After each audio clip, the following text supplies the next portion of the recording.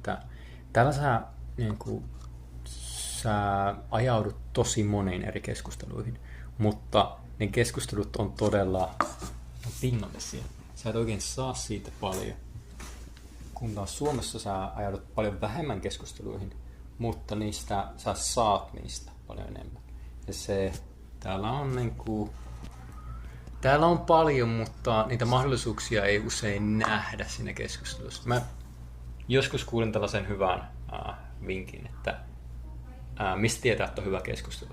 Jos sä tunnet, että se toinen ihminen ei vaan kuuntele yhtä kahta sanaa, mitä sä sanoit, ja sitten mukamas tiedä, mitä sä yrität sanoa, ja odota hänen omaa vuoroa puhua, ja sitten sano vaan sen vuoron. Vai se on enemmänkin